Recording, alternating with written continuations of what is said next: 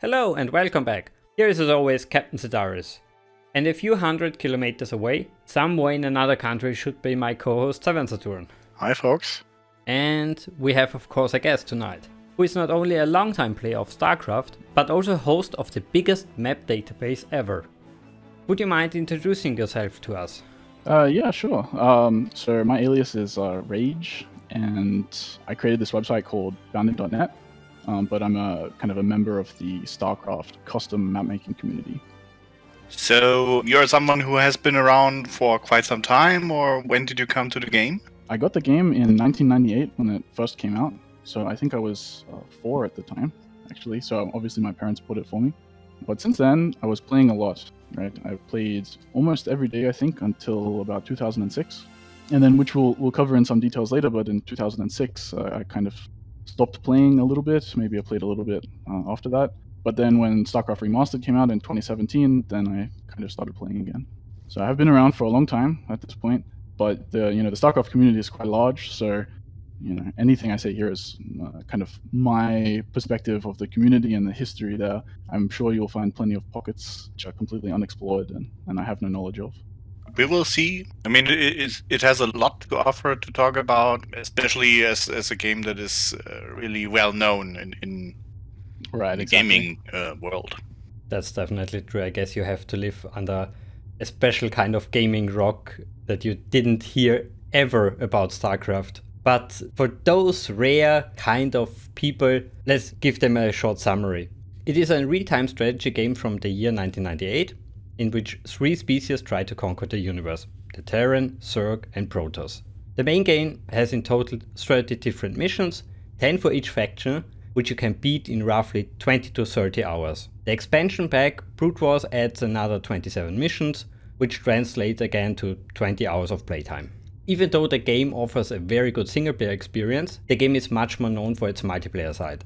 After the release of the game, the esport world just exploded in popularity. In South Korea it became so popular that they even have live broadcasts on the TV. For new players I would recommend that they get the remastered version. That way you have all the updates and widescreen support. But should you have the original CD version of the game, you can rest assured it will still work under modern Windows versions. Only finding the latest patches is a little bit difficulty, but I will include a link in the description. If you want, you can also get the original version for free from Blizzard, but for that you must make an account on the Battle.net and look for it on the shop. As you can expect, the game is still popular more than 20 years after the release. There is an active community, multiple Discord servers, and a good place to start is, I would say, the Discord community from Reddit.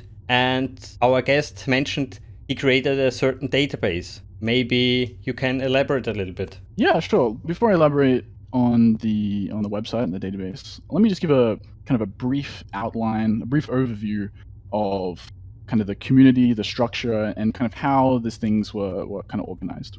So you have already mentioned that the melee scene, the traditional StarCraft experience, is enormously popular. It's a traditional RTS game, right? You start with basically one building, you build more buildings, and the goal is to eliminate your opponent.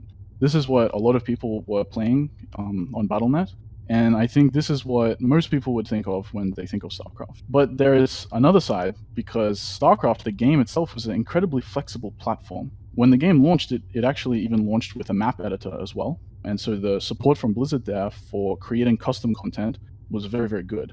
And so what this meant was that, right from the beginning, immediately people started creating custom maps.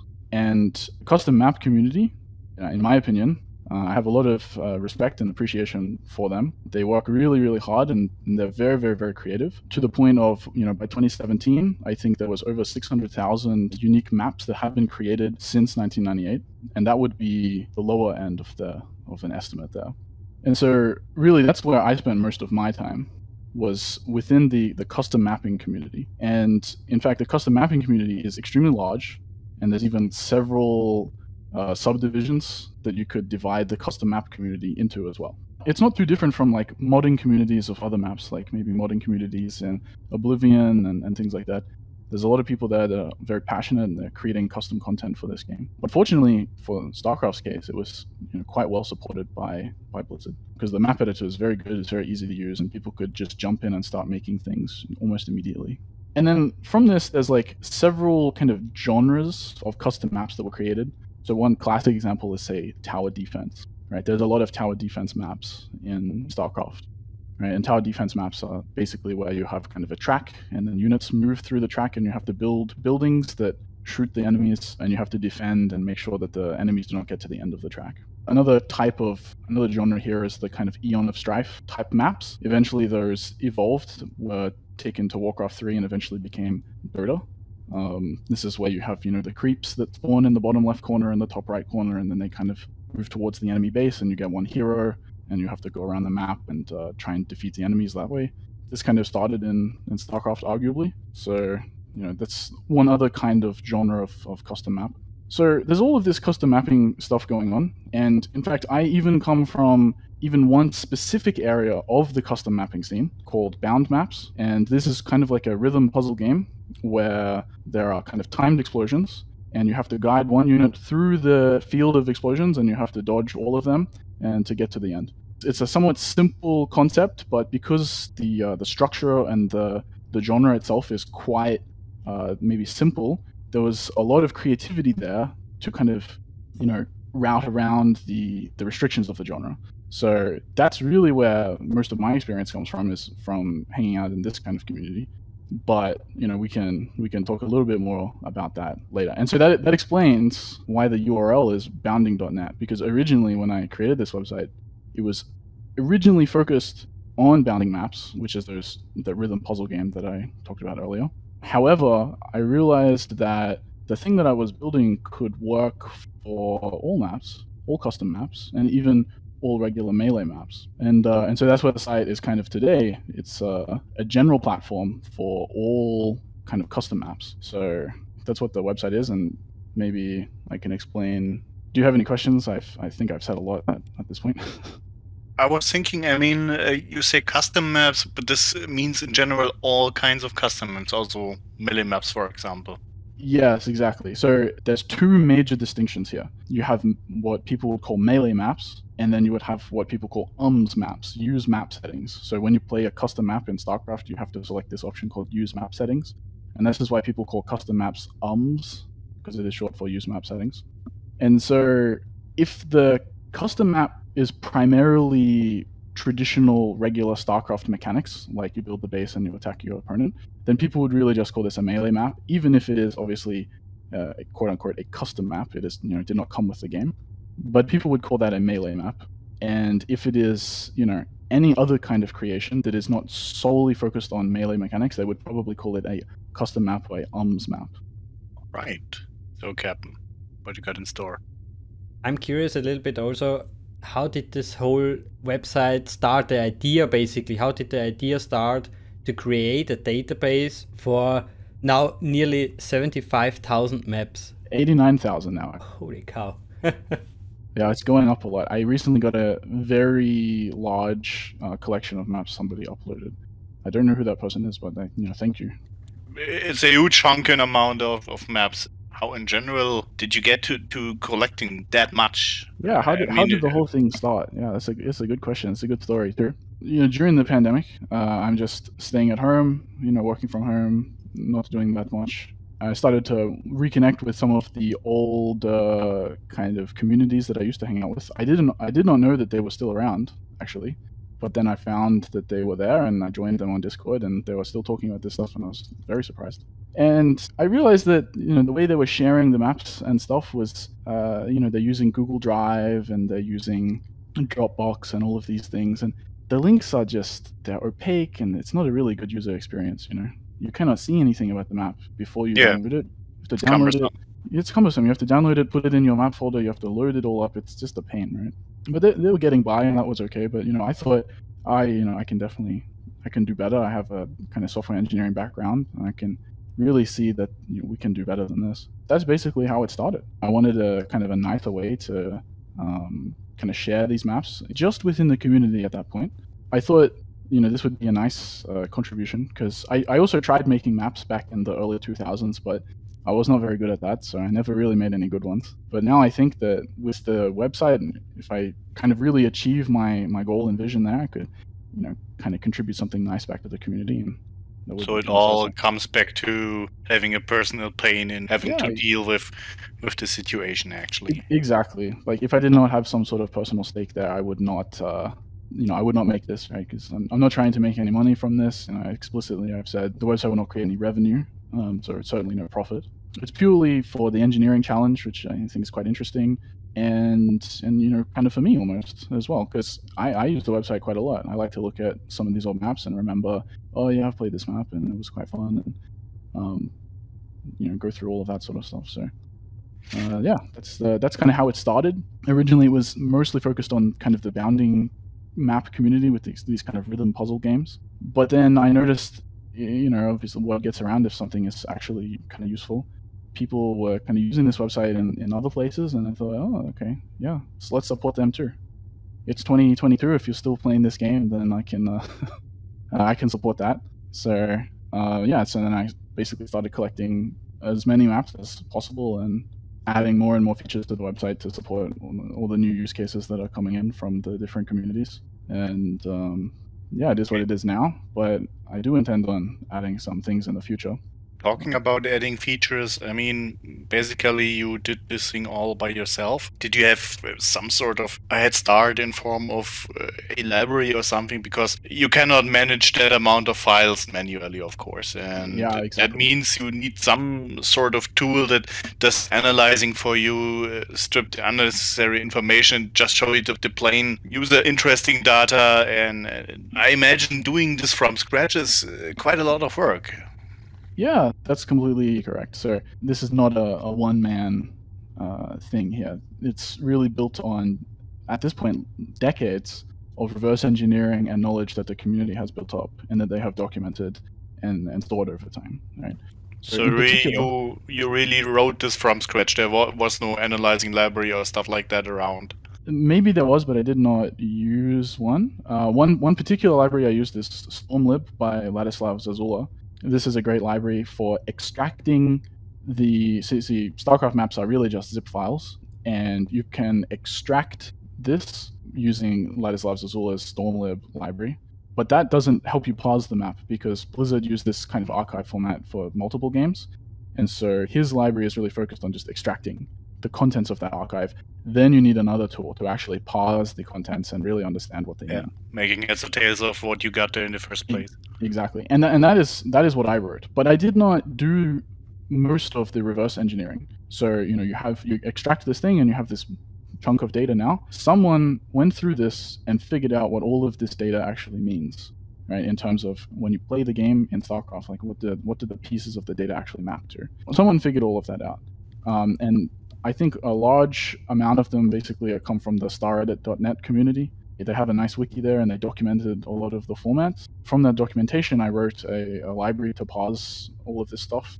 That library is on GitHub as well. I think it is not the first library to do such a thing, but I didn't know about the other libraries when I started writing it. And I also wrote my library in Rust, which is a somewhat new programming language, a little bit of an esoteric language. But that's fine. The parsing library and the stuff that I have written is open source, and if people want to learn how to parse maps, they can use that source as a reference as well. I love that. This is precisely what I think how things have to progress. People doing research and not just doing that for themselves, but documenting it, the wiki. And the product that comes from this knowledge is also open source. I find this amazingly cool. Yes, it should be, right? Because I depended on a lot of the experience and the knowledge that they documented and put out into the public domain there. So it would be not right, I think, for me to take that and then make something and then just leave it there. Should contribute back something. Could you please repeat the page? You mentioned something about Stardot or something like that? Didn't catch. Oh yeah, the website and the general community, they have been around for a long time, is the staredit.net community. They have been around for a long time. They are, in my opinion, I think a focal point of the custom map making community. They've been around since like 2002, I think, or something. They've really been around for a long time. The golden age. What I really wonder is how much hard disk space do you need for nearly 80k maps? This is actually a surprisingly philosophical question, because you have to answer the question of what is a map exactly. But, to give you an easy answer, it's about 31 gigabytes. Not bad. Not bad for a game from 98. Exactly. 500 megabytes per map, roughly. No. 500 kilobytes, I think. Yeah, half a megabyte. Yeah, something about that. But it's not uniformly distributed like that. For example, I have many many maps that are less than 15 kilobytes in size. Those are kind of the earlier maps, because if you made a really large map back then, no one will be able to even play it, because you have to download it kind of peer-to-peer before you can start the game. Your large maps were just infeasible back then, right? It couldn't work. But now with modern internet connections, that restriction has been removed. And so I have even some maps that are over 250 megabytes in size now. And so you can imagine in 1998, this is completely unbelievable to have a map that large. But obviously now it downloads in seconds and it's just fine. But it does mean that there's a lot of content. You can put a lot of content into a map now. And then I think the natural next question after you hear about the 89,000 maps and 31 gigabytes of space is, well, surely there must be a lot of duplicates there. Well, I can assure you that there are no exact byte for byte duplicates in the whole database. Okay, because the way they are stored is they're indexed and referenced by the kind of a hash function. So all of the duplicates, the exact duplicates, have definitely been removed. There's none of them. But, and this was where it comes back to the what is a map question. If you have such a subtle modification to the map that maybe byte for byte it's not exact, but difference is imperceivable, would you really say that's the same map? Yeah, I probably would. And so I have plenty of those maps. That's inevitable. And then you can keep asking that question, right? Like, what happens if I take the map and I modify some small aspect of it you can perceive that difference, but it changes the map slightly? That's probably, I don't know, maybe that's a different map or maybe that's the same map. It's up to you to make that distinction. But I have a feature coming, actually, where I will kind of analyze the maps and try to figure out the lineage of modifications and the kind of history around this particular map. And so, for example, there's a lot of parameters and a lot of options when you're making a map. If you take a map and then you modify it, it's very unlikely that you will change every single decision that the original map had. And so because of that, you'll leave kind of a little bit of the original map in the modified map. And I can look for that, and I can trace that, and I can kind of construct a almost family tree of all of these maps. And that would probably be one of the next things that I implement. So then we'll be able to have this really nice analysis of who's editing what map when and where did they all come from. It's funny because when you were explaining this a moment ago, let's change a tiny little aspect of the map. First thing that popped into my mind was, sounds like mutation. Exactly. It's pretty much the same concept, and actually it's an interesting field. I mean, people are using this method on a scientific level and deriving important information from that, and I find that fascinating. The parallels. Yeah, exactly. I could probably even take some open source libraries that are built specifically for this case and apply them almost directly here. Probably. I know for a fact that there are many maps that are modifications of other maps. And in some cases, you wouldn't even know that the map was kind of a modification of another one. And a lot of the time, it was around the kind of unequal distribution of map-making technology and understanding. So, Korea is obviously the most advanced or the most progressed when it came to kind of making maps in the very early days. And one of the first things I think they figured out was how to make square-tiled terrain, which was kind of a technique that nobody knew at the beginning. It's a useful technique. And so one of the very earliest Korean maps I can find that has these square tiles in them, there's actually a lot of maps made in the US in the early 2002 era, which are, in fact, take this original Korean map and completely modify it to their own thing. And if they're completely modifying it, well, the question is, why didn't they just start a new map from the beginning? Well, the reason is because they didn't know how to make square tiles in the terrain. And actually what they did is they took this original map with the square tiles, copied and pasted the tiles, painstakingly around to create the terrain and the landscape that they wanted, and then made their own map that way. But they didn't have an editor by themselves that could create from scratch those square tiles. And so that's very, very interesting, because now that means that you've got hundreds, literally hundreds of completely unrelated and different maps that all spawned from this actual single Korean map from early 2001. And I kind of know this from, individually looking at these maps in these cases, but I really want to automate that process, because I think that probably some of the stories that it will tell there will be absolutely fascinating and quite a surprise to the community at large. What I wonder is, do all those maps still work with the latest version and even with the first release version? This is where it gets really, really interesting as well. Blizzard has done, in my opinion, at least, a pretty good job of backwards compatibility. In some cases, it's kind of impossible for them to maintain backwards compatibility when we get to talk about things like EUDs and stuff. But in general, they've done a pretty good job of backwards compatibility. Not every map from every era works in the modern StarCraft Remastered client. That is the fact. Most of them do. The vast majority of them do, but not all of them. And it's for one reason or another, but I think largely the reason is because of these things called EUDs, which we'll talk about later. So yeah, there are plenty of maps on the website. You can find some maps that were made in 1998. You can download it, you can play it right now. I think they're probably not that great, because the technology and stuff really improved, especially in the early 2000s. But yeah, there's nothing stopping you. It will even work today in the modern remastered client, 24-something years later. As someone who has created maps yourself, how long would it take or does it usually take to build such a bounding map you talked about? Yeah, so these kind of maps were, I would say, on the easier end of the scale to make. I don't consider myself a particularly skilled map maker or anything like that. They're not that hard to make. Maybe somewhere between 5 to 50 hours would be a pretty good estimate of the time. It depends on what you're doing, right? Bound maps are really like an expression of personality and style and flair and all of this sort of stuff. And so you could almost spend an unlimited amount of time on it if you wanted to. There's a lot of small tweaks you can add here and there to make the map cool and really express your personal style and things like that. But if you're just going for something really fast, they used to have kind of these bound map competitions where you would try and make something in less than, say, 1 or 5 hours or something like that. That's really time pressure and pretty difficult, but plenty of maps were made like that, and they're completely functional. They're not that fancy, though, because of the time pressure. On the other end of the scale, something like a very complicated RPG map. So like a lot of people made RPGs inside of StarCraft, and some of them are extremely advanced. One example is the Architect RPG. I think this guy has been working on it for over 10 years, and it's incredibly complicated, and you can play it for hours, and you can replay it multiple times, and it's an extremely elaborate map. That does not take a few hours. That takes many, many, many hours, hundreds of hours, I think.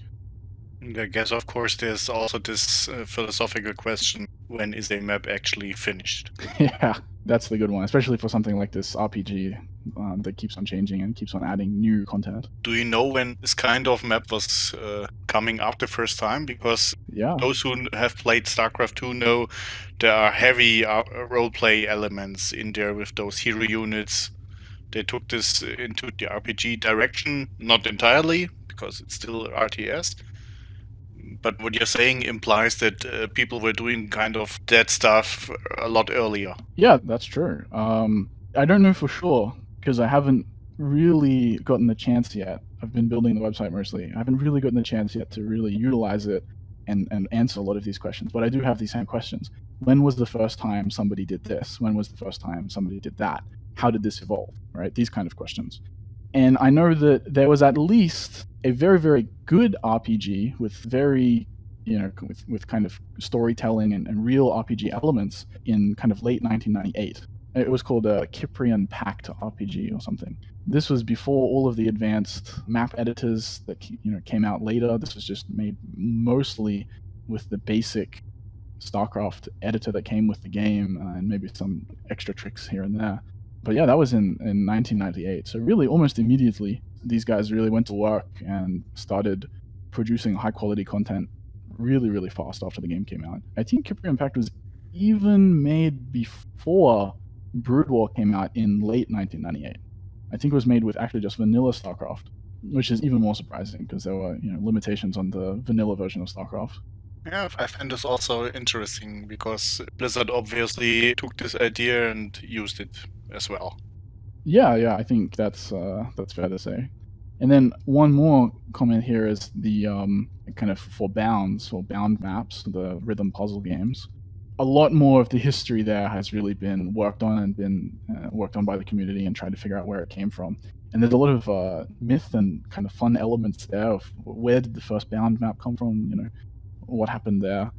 And there's a lot of misconceptions and misunderstandings there, but I'm pretty sure the first, I mean, to some extent of certainty, was this map called The Rock. And notice it doesn't have the name Bound in it or anything like that, but it was made by this guy named Bolthead, or just Bolthead at the time, I suppose was his name. He actually made it as a reference to the movie The Rock, because in the movie there's a scene where he has to kind of navigate these like this machinery that has like these exploding pieces and pistons that are crushing things, and he has to kind of run through it. And the main actor, he says, "Oh, you know, I've memorized the timing of the machine, and you know, using this timing, he can kind of move through the puzzle here and without getting crushed by any of these pistons." And I think Bolthead saw that and goes, "Oh, that's a really cool idea for a map." And he went and made this map called The Rock, and arguably, and I would argue, that would be the beginning. That would be the first bound map, and that was in sometime in 2001. And then after that, the popularity of those maps kind of exploded, and they really reached their peak in, I don't know, 2004 or something, 2003. But then they're still around today, so you know, it was quite a good idea, I would say, for him. As you mentioned, many different terms here, and many more are on the website. Do we have a description for all the different terms on the website? Unfortunately, I don't at the moment, but that's actually a really good idea. I should make something like that, because you're right. If you're not completely into StarCraft and have played it for some time, probably a lot of terms, especially the really difficult ones like EUDs, EPDs, and EUPs, I think you just have no idea what's going on there. So you're right. That's a good idea. I should make a glossary. I should explain what a lot of these words mean. It will help people navigate the site and use it more effectively. Well, we noobs would really appreciate that, but as a content creator, I know, of course, that the day hasn't enough hours, and yeah, you have to choose what to do first. Being at the subject of time, I wonder, how much time did you roughly spend on this project? That's at this point, it's way more than I expected. You know, when I started this project, I thought, you know, oh, I can make something quick, something beneficial. I can maybe even learn a little bit of Rust at the same time. I thought it would be a somewhat simple project. And actually, it turns out that when you're dealing with almost 90,000 user-generated maps, there's a lot of edge cases that you run into. So I have spent, I think, at least 500 hours at this point making the website. I started on January 17, I think, of 2021. And, you know, I'm working and stuff, and so I cannot work on it full-time. But I spent a lot of time, yeah. I spent a lot of time working on this, at least 500 hours, I think, at this point. And I don't see me running out of ideas and kind of interesting questions to ask the database and to try and figure out anytime soon. I think I probably have at least another 500 hours of work ahead of me, 500 hours worth of features and things that I want to implement. So that's a long time. It's a lot of time. Judging from that time, another question pops into my mind. Do you actually still play the game? I mean, you need time for doing that, of course. That's too true, you know. I certainly play it less now than I did before I started the website, that's for sure. But no, it's good. I mean, I'm enjoying it. I'm having fun either way. You'll notice quite prominently that there's some buttons at the top of the website called Random Bound or Random Map. And yeah, in the community, we were playing for a while, every Sunday or so, every other Sunday.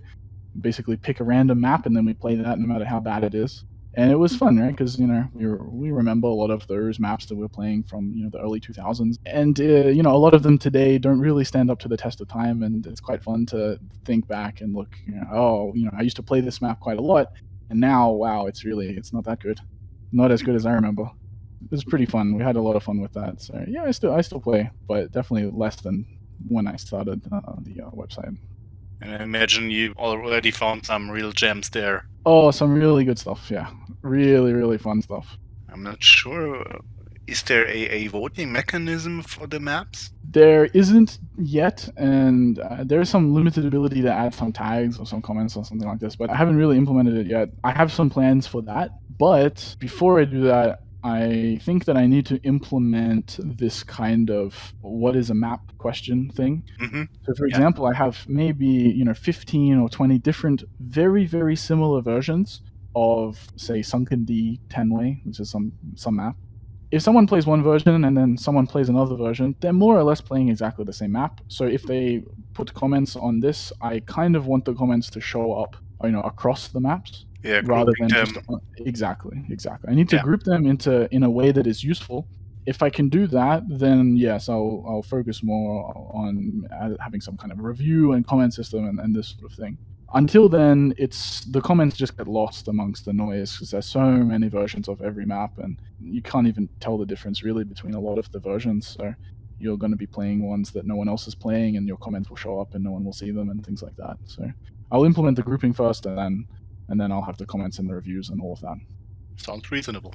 Before we switch to the topic of the history, I have a final question for you. You mentioned you play all those amazing community maps, but where can people find the community?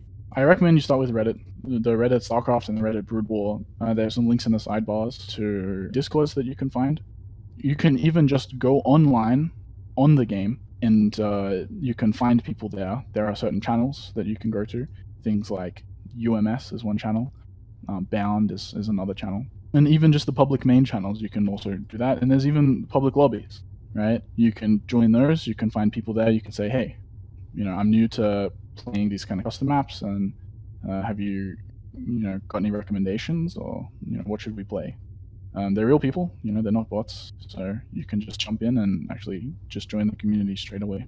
It's so amazing that there is still, after so many years, an active community who is playing and still creating for this game. Of course, we had it many times in this show before, but not on that scale. This is really unique. Yes, and one thing I would add is if you are going to play online, if you're in America or maybe even in Europe, you should probably join the US West server. That has the most people.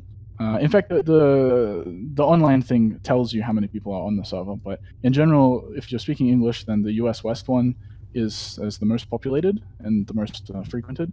And if you're speaking Korean, then you already know, but the Korean server is definitely even more popular than the US West one. Good, then I would say it's time to talk shortly about the history of the game. The development of StarCraft started, of course, in 1995, after the amazing success of Warcraft 2. Blizzard Entertainment thought, hey, let's use the same engine and make basically Warcraft in space. And yeah, sadly, that was exactly the feedback which they got at the E3 presentation in 1996. The development team decided to go back to the drawing board and completely overhaul the whole project. They moved away from the image of Warcraft in space, overhauled the entire game engine, set the focus on creating 3 different factions, not only in look, but also in gameplay. Those changes and a temporary transfer of nearly the entire dev team to the Diablo team led to a release 2 years after the original deadline. I guess not many development studios or publisher would support that kind of delay. It was back in the day when Blizzard was a lot different. Oh yeah, and they really wanted to prove to the world that they can do another big and unique RTS title. Yes. Unfortunately, there's not too many RTSs anymore. I think it's harder to monetize, I think. Like, you don't have the loot crates and the kind of lottery skins, boxes, all this kind of stuff. You don't have really a good way of introducing microtransactions into it, because it's fundamentally about a fair fight, a strategy competition. And so if you introduce microtransactions into that, it kind of breaks it. So I think they have a hard time monetizing it, and I think that's why basically no one has released RTS games in the modern era since like 2008 or so. That's kind of a shame though, because RTS games provide a great platform for user-generated content. It's really amazing what what happened in Brood War and the amount of creativity and stuff that was expressed. It's harder to do that with like an FPS game. I think you can still make maps, but it's harder to make completely different types of maps that have a completely different play experience. Well, that's the problem of the time, I would say. Gaming studios now want to make the big money, basically.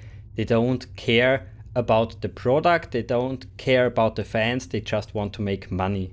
That's the sadly nature of the development aspect of gaming now. Yeah, that's how it has trended. You have to justify your existence. You have to make the money. Or to put it in a little more cynical way, well, RTS will have to make you work for your money. Switching back to the history, what still amazes me, nearly 24 years after the release, the development studios is still releasing patches. There is no other game in history besides of MMOs where you get patches so many years later. Yeah, or in general, having the infrastructure going. There are a lot of games that are a lot less old and their master servers are down. You cannot play in the lobby or something like that, and it's still alive and kicking. It is very impressive. Unfortunately, I know that almost no one is working on StarCraft anymore at Blizzard.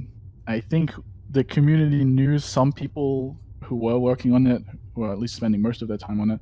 I think none of them are working at Blizzard anymore or not working on StarCraft anymore. It still does receive some patches though, so I think occasionally someone at Blizzard is required to go in through something to address some issue that might come up. But yeah, I think at least for the foreseeable future, we're not going to see too many more patches, which is kind of a shame because there are still some unfixed bugs, but they are just minor annoyances at this point. All the major things have been totally fixed.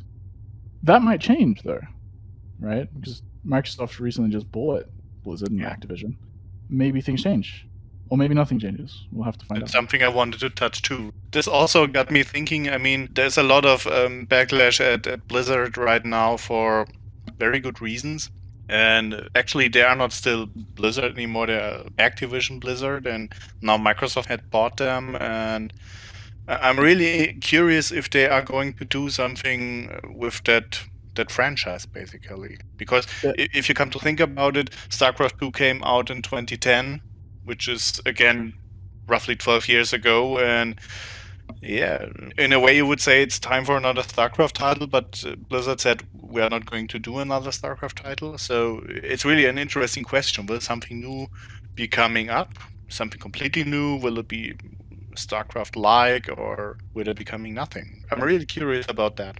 I think there was some vague hints on Twitter from some people about, like I think it was Phil Spencer or something on the Microsoft side expressed that he, has played a lot of StarCraft in his time, and it's one of his favorite IPs there. So maybe there's something new coming.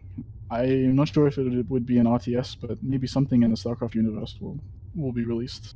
But I think we should talk about this later when we are at the subject. What could a sequel do better? Yes, yeah. But just for the progression right now, it's interesting. The game is still alive there, and even if Blizzard says they are not going to do anything, it's not carved in stone or something like that.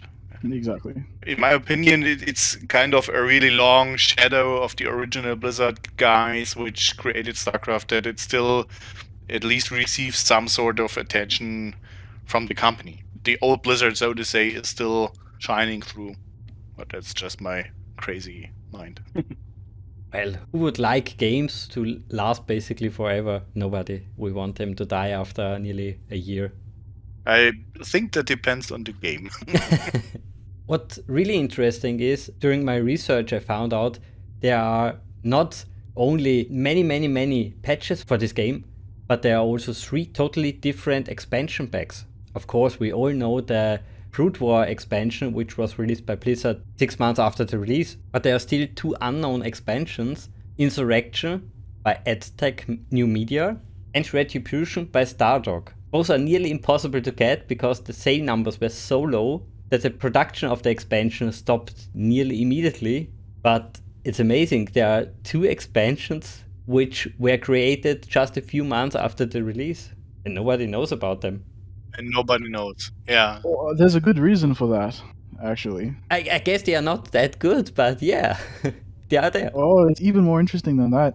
I'm pretty sure these expansions were actually not permitted by Blizzard. Just some random people decided to make their own thing, and then Blizzard, of course, sued them, I think, and said to stop doing that. So these are like random things that some people made completely outside of Blizzard. It's quite interesting, I think. And it would be a total nuts move, It's obvious what would happen. hey, let's create some expansion from someone else's intellectual property and Yeah, put it on the shelves and charge money for it. When you think what happens to certain modding communities, I wouldn't try that. yeah, it doesn't really make sense. Like, obviously the line was when they started selling it. If you're not trying to make money off of it, I think Blizzard will be pretty fair and say, obviously you're trying to make stuff for the community, great. But if you're trying to start profit off of it, then of course the lawyers will get involved pretty quickly, I think. What's also interesting is that if it's the real StarDog is not a small company. They are also a RTS giant. There are not so many giants left, but they are a giant and they do stuff like that. It's really interesting. I mean, it was a long time ago, so maybe some people thought different back then. But it's still crazy. Oh, I think actually Insurrection was actually authorized by Blizzard. This is also what I found out, that they were authorized, but it's on the borderline to being authorized, I would say. Yeah, Blizzard has not made a final decision on Insurrection, but they said they are leaning towards declaring it as not canon in the kind of storyline in the universe. And Retribution, was that the unauthorized one? No, it was also authorized. I think both were authorized. Yeah, both were authorized. I can't remember what I was thinking of then. I remember some unauthorized thing getting sued into oblivion, but yeah, I'm not sure. But yeah, I don't think anyone knows anything about these expansions. Nobody plays them that I know of. They are just more or less lost to time. A few other interesting facts I found, that the crunch period was nearly a year. Crunch period, for people who don't know that, is the time where the developer work like crazy. They basically sleep in the office and work the whole day. And from August to 1997 to April 1998, that's a long time. That's pretty tough, yeah. That is somewhat standard practice. Maybe not that long. Maybe it's usually just 3 months or so. But unfortunately, this kind of practice of this crunch time is really widespread in the industry. Yeah. But 1 year, over a year is really long. I guess it just also shows the pressure Blizzard had after the success of Warcraft 2. They wanted to make another successful title. And back then, they had, it's a rumor, but they had 80 competitions. So there were 80 other RTS titles in production. Wow. It really was a golden era for RTS games back then. Everyone was making RTS. Yeah, and a lot of good ones. Yeah, everyone copycatted CNC basically back then. Yeah. But not sure if we are already in the pros and cons section. Not directly, but go ahead. I mean, it's still a good title. It has its flaws, definitely. I played a few missions a few hours ago just to get into the spirit back again, and certain things drive you nuts, but certain things were kind of ahead of their time. I've never played Command & Conquer, I got to admit that. But when I look at other RTS titles from this similar era, I can't help think that this game was really well developed. Well, and it shows in the sales number. Back then, you were successful if you maybe sold, say, 500,000 copies. But by 2004, so 6 years after the release, they sold nearly 10 million copies and 5 million in South Korea. So it's not only the hardcore multiplayer factions, no, it's more. There's a lot of people, even I am included in this category, who basically never played the Melee version of the game at all. They maybe played through the campaigns and had some basic understanding of the StarCraft mechanics there, but they're not good at Melee and they never really played it and they never had much interest in it. They almost exclusively played the custom maps. That's what I did. I only really learned how to play Melee when StarCraft 2 came out, and there wasn't much custom maps there. Most of my dive into the actual Melee scene there was basically because of nostalgia for StarCraft 1.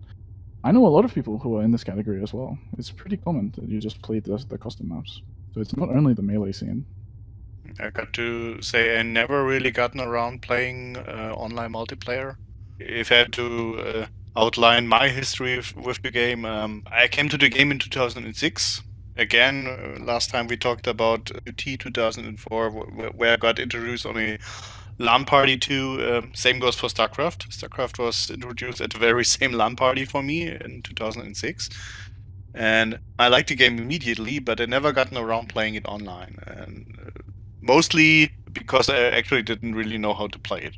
It doesn't have a good tutorial or something like that, so you will get smacked as a player that is new to that. And we played it on a LAN party where I was, as I said, introduced to the game, so I was out of competition, so to say. I just built my Protoss base and units and stuff like that, and yeah, that's it. I didn't even get around playing custom maps or something like that, because back then I freshly had my internet connection at home. Before that, I couldn't even go online.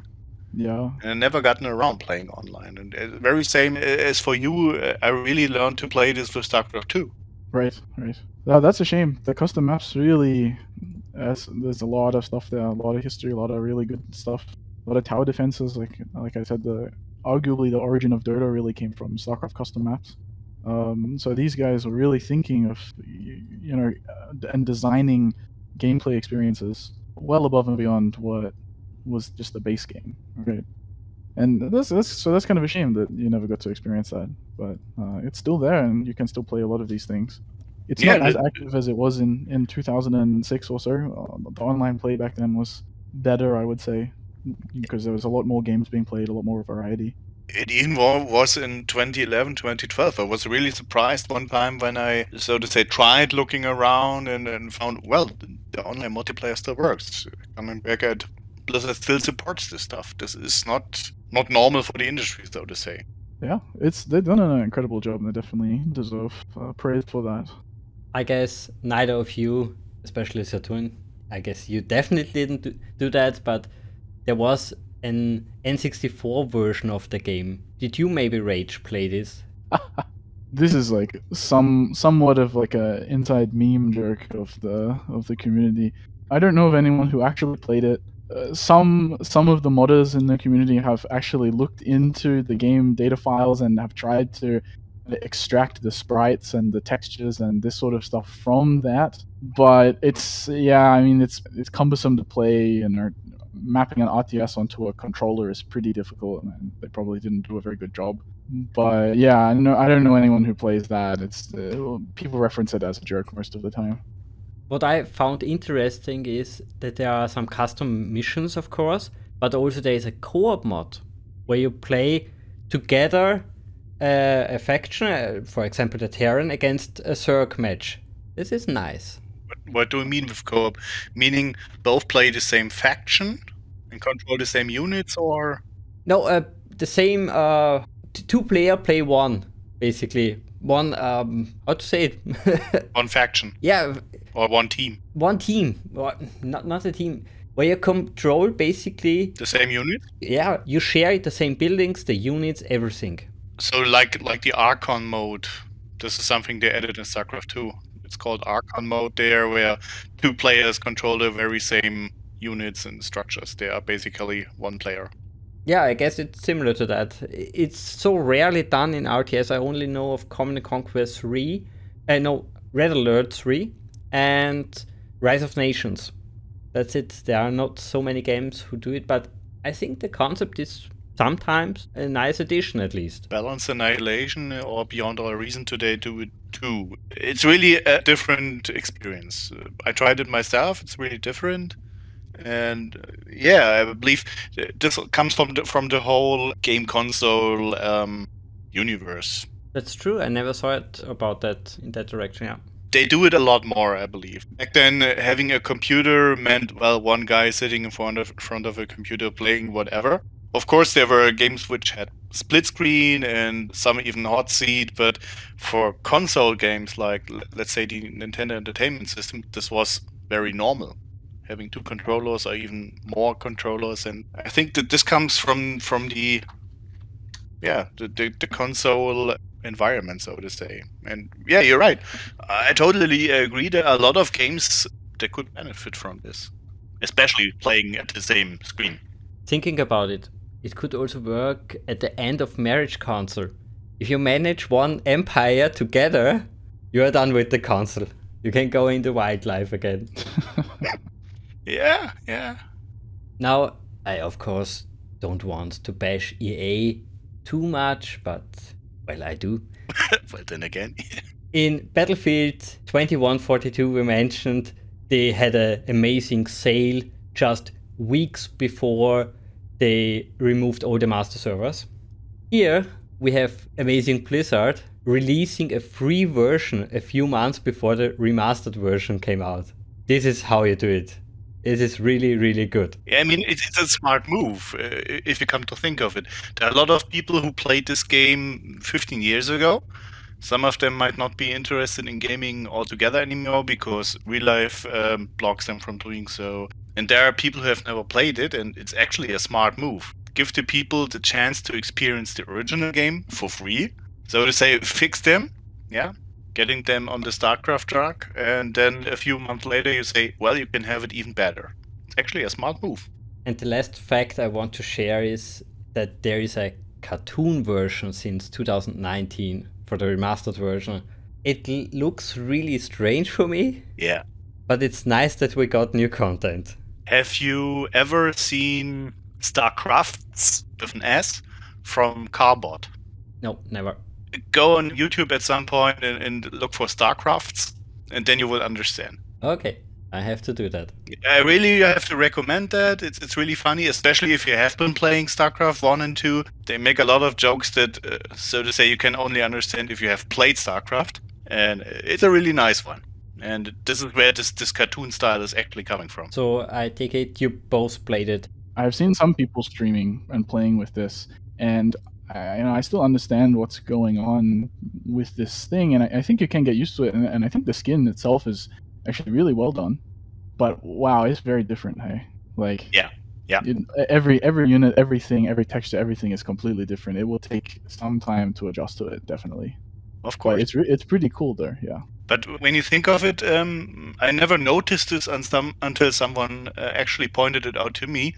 StarCraft actually also looks a lot comic-like. If you take, for example, Supreme Commander, it's a lot more realistic. Of course, it's still a game and has a game style. In comparison, StarCraft is already a lot more comic-like. Yeah, that's true. Blizzard has always been known, I think, for the very unique and good art styles, and good in the sense of it's very good at communicating design information and how to play information to the user through subtle design cues. But yeah, they really do have a specific, unique art style, and yeah, it holds up over time as well. Like, you can look at Brood War now, and it's a game from 1998, so you cannot expect too much. But it still, it wasn't trying to go for the realism, so reality, like the time was not too harsh on it, because you can still see and appreciate the kind of the comic elements there. Yeah, definitely. But I guess we are already touching pros and cons here. Yeah, I wanted to ask you this. Do you think the game aged good? You mentioned the visual aged very well, but how about the rest of the game?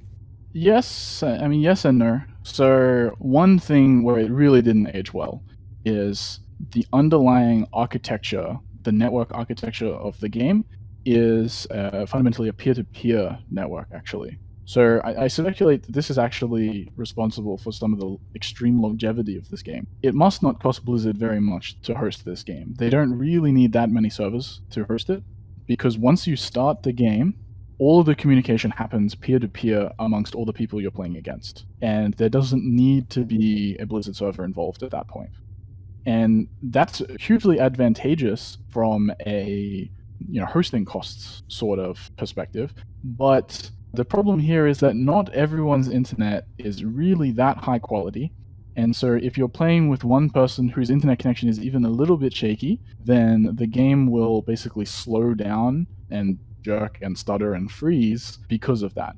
Because the game cannot really progress to the next frame until everyone who's in the map or in the match has processed the previous frame and is ready to move on to the next one. And so if your computer is slow, if your internet connection is not good, you will slow everyone else down. And it happens very frequently, because if you have 8 people in the same match, the chance that there is at least one person who has bad internet or bad computer is surprisingly high.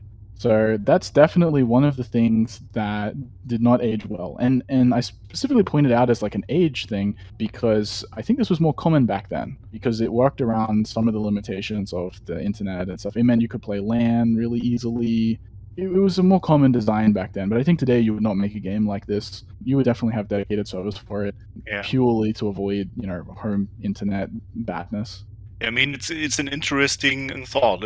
We had the game Armada here, Star Trek Armada, and as a lot of viewers probably know, GOG re-released this, and we were in the process of digging it out and seeing, well, how well does it work on the internet, and they did it the other way around.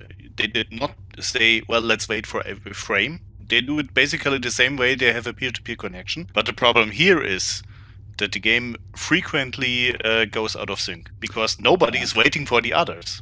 That's the other way around. You may not have stutters and the game may not hang, but then on the other hand, once the game desyncs, you can basically stop the match because people will see something completely different than you are seeing.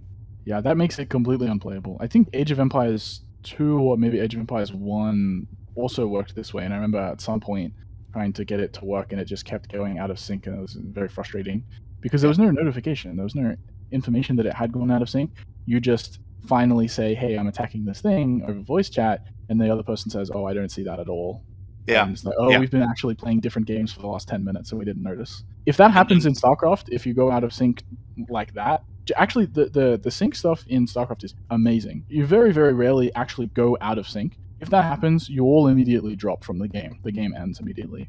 Makes sense. It almost never happens. You never really see this happening. But it's good to know that, because this would have been one of my questions. How does the game actually cope with this situation? Because, as we said, the game is heavily on the esports side.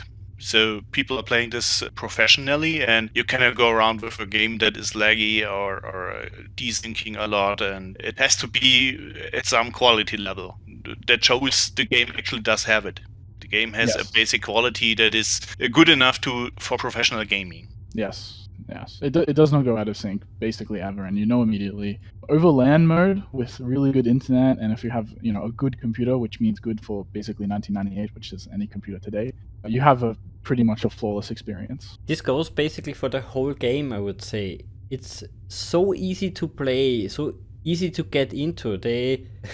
I sadly have to make the comparison. It's a little bit like the Apple products. It just works. It's on a very good consumer level, and the good thing is it's also hard to master. It's unbelievable hard to master, I would say. Now going on an online match, well, they would wipe the floor 50 times with me. It's not possible that I will ever get to the level there. Yeah, this is maybe even one downside as well. There are a few games that have this same kind of problem. Quake Live also has the same problem. There's no real way to get into the melee scene there with StarCraft or with Quake, for example. The people who are playing have been playing for 20 plus years, and they are really good. They're really, really, really good. And there's not a lot of new people coming into the game, so it's hard to find people who are would be at your beginner skill level. I'm not good at melee. I've been quote unquote playing this game for a very long time. I could not compete with any of these people playing melee. So StarCraft Remastered actually tried to alleviate this a little bit. They introduced a ladder system to help. So they will try to match you up with your, with people of your skill level, but there just isn't that many beginners. So, you might lose a lot more than you would hope. Yeah, especially StarCraft 2 does have this drawback that you can actually manipulate your level. I know this from some people. They just drop out of a few matches and all of a sudden they are bronze and actually they are platinum or something like that. And again, they will mop the floor with new beginners because they are not bronze actually. And somehow they never got around to fixing this specific problem that there are people who are heavily smurfing. Yeah, it's a difficult problem to address, but I don't know how you even go about fixing that. Yeah, I mean, it just makes no sense that the game would actually be sensitive to simply stopping the matches. One other thing I would say is that it hasn't aged well as basically a con of the game. It's fundamentally a sprite-based game, right? And so the units themselves, they can move around and they have animation frames built for this. But to save space or, because it's a game from 1998, there's only a fixed number of angles that units can face. And so they can also only really move in these kind of fixed angle directions. And so you might click at some, say, kind of diagonal location, and you'd think, oh, maybe the unit can just move there in a straight line. Well, actually, there's no animation frame facing exactly that angle. And so it has to kind of move in a very weird zigzag pattern to get to that location. In addition, they also did some stuff with optimizing the pathfinding and stuff, again, to work around restrictions of kind of a 1998 computer that they are designing for. But all of these things get combined to make it a bit frustrating to move your units around. If you're not used to how these units move, this is a pretty common complaint I see with people who've never played StarCraft, the original StarCraft before. The units, they really almost have a mind of their own. If you tell them to go from point A to point B, they might make a trip around the world. They might do any number of different things that you expected.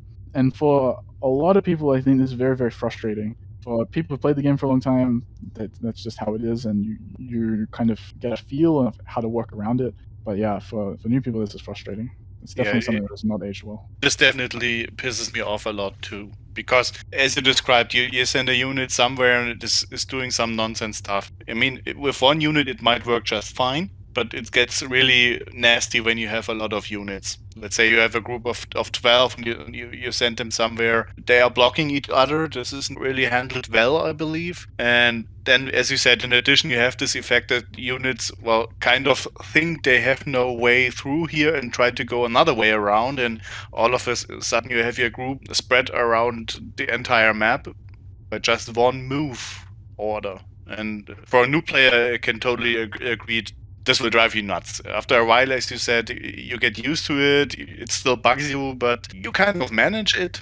And this is actually one of the worst things of the game, in my personal opinion, because I'm sure they could have done this somehow better. Yes. At least make it more predictable, more systematic, so to say. Yes, I completely agree. And there's almost no excuse for it, because there are other games from 1998 around this time that have better movement, I think. Exactly. That's definitely just one of the straight up downsides.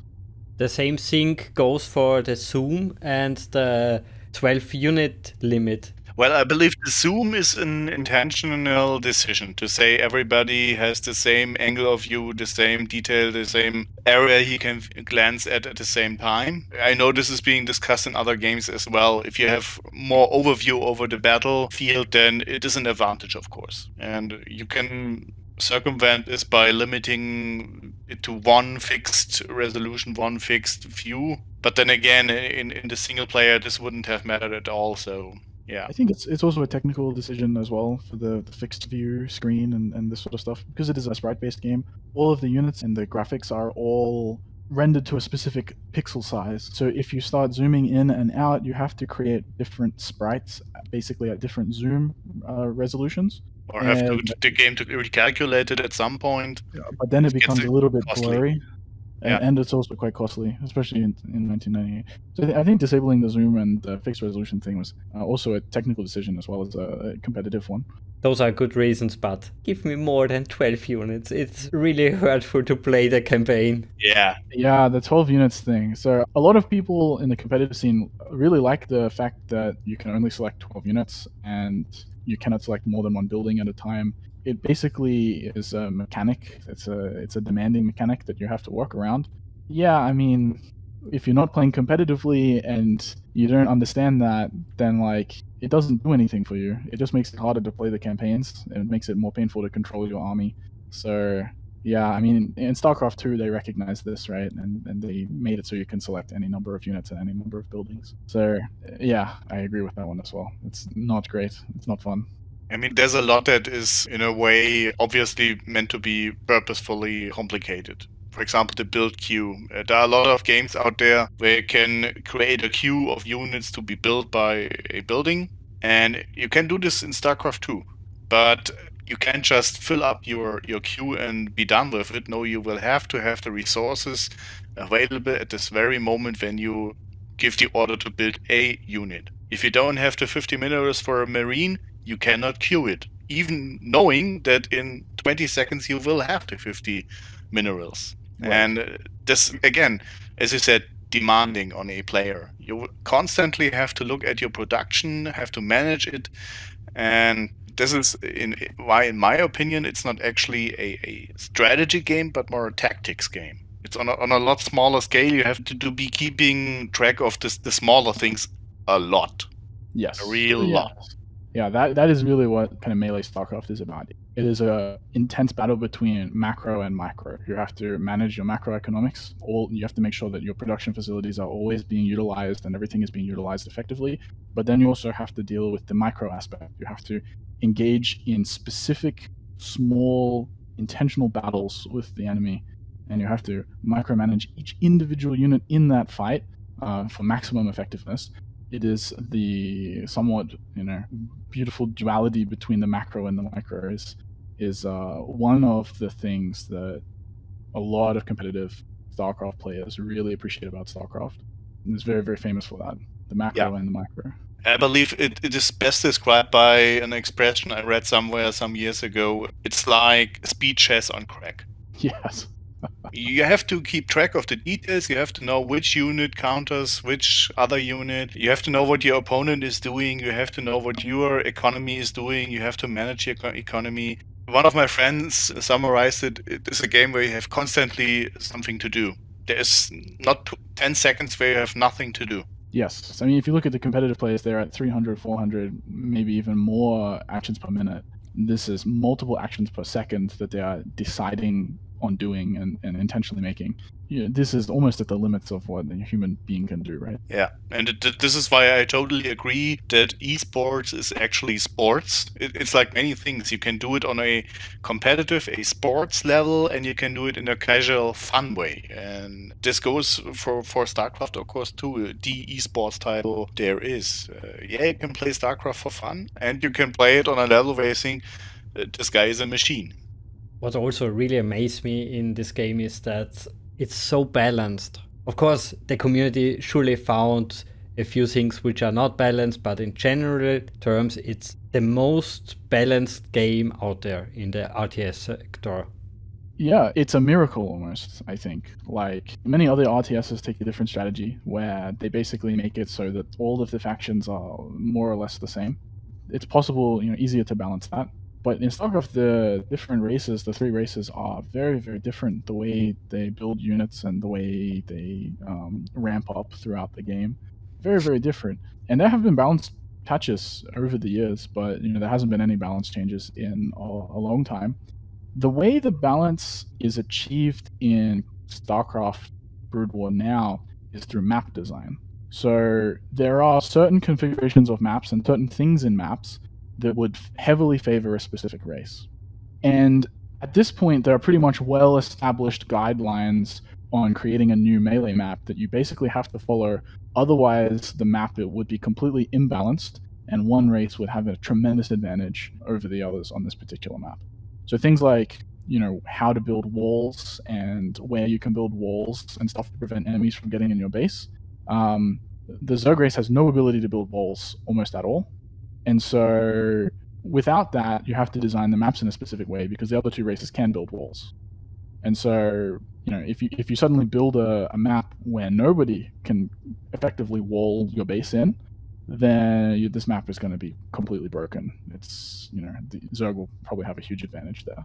So yeah, most of the balance is achieved through map design, and this is, I would argue, almost largely a community-driven thing. The community is coming up with these new maps. All of the maps that are frequently played at this point were created by the community. All of the maps that are played competitively. And they've been refining and tuning and making small minor updates for a long time to make sure that the maps are balanced and fair. And they do retroactive analysis on this and look at competitions and the outcomes of competitions, and they can kind of tell if maps are, have some sort of bias towards a particular race. So they're keeping a very close eye on this, and they really work hard on it. So it's really hard to do, but it did end up being super balanced, yeah. Which is kind of funny because for a novice player, you will barely notice this. Yeah, I'm saying this because when I started the game, I wasn't really into the RTS genre a lot. I had known Armada 2, and I think that covers it. And in comparison, those games are really uncomplicated, so to say. And in StarCraft, you have a lot of stuff that is important, like how armor affects the effectiveness of a unit, and if a unit is mechanical or not. There are tons of aspects for one single unit that define how it is to be used, how it is not to be used. And in combination with your opponent, this can get really, really complicated, especially if someone has a really good combination of units. And what I find a problem with this game about this is you will only learn this the hard way or someone tells you. Because there's no tutorial that tells you, well, this kind of unit here is a mechanical one, you can repair it. You find that out by trying. There is, you know from the campaign that there are units you can repair, okay? But you have no idea what is the defining factor, or how can I find out if I can repair a unit or if I can heal a unit. For example, the SCVs are both. You can repair them and you can heal them, but it's not written anywhere. You don't know that. I think basically the only thing that exists in the form of tutorial is they have a tutorial, but it's pretty limited. It's really the campaign, exactly as you said. If you play through the campaign, you will have some understanding of the basic mechanics, but it's not like they explicitly are telling you in the campaign. It just kind of, you figure it out, I guess. But yeah, exactly. I think that's definitely something that could be better. This is about a universe apart from playing professionally. And what I always wonder is, how did these guys get there? I mean, you have to be totally aware of all those nuances, about all those details to play professionally effectively. Well, I guess they did the thing you like the most. Testing. They tested the game all the time if it's balanced. Most companies don't even test it if it runs. Yeah. But from that point of view, I have a great respect for those guys. It's not just the act itself that they're playing that well, but actually getting there with these means at their disposal. As you said, it could probably only be sparring matches with someone else. Otherwise, I think how you would refine your tactics.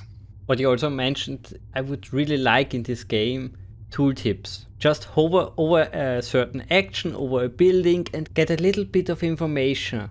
Nothing is there. I believe that goes for the research items. Yeah, or other stuff. There's some tooltips, but there definitely could be more, I think, yeah. There could be more. I know there is a little bit of information, but yeah. Of course, it's nice that they have the tips at the beginning of a single-player mission. That's really nice. I would like that in other games also. But it's a far way from being good. Yeah, I mean, sometimes it really would help to have a clear understanding what this unit is all about. We have talked about Ashes of the Singularity in the past and how difficult it is to spot a certain unit from their design. But when you look at the tooltips, it tells you exactly what this unit is meant to be. What it is used to be, what it is good against, what it is bad against. And in a game that is as complex as StarCraft, this would really help.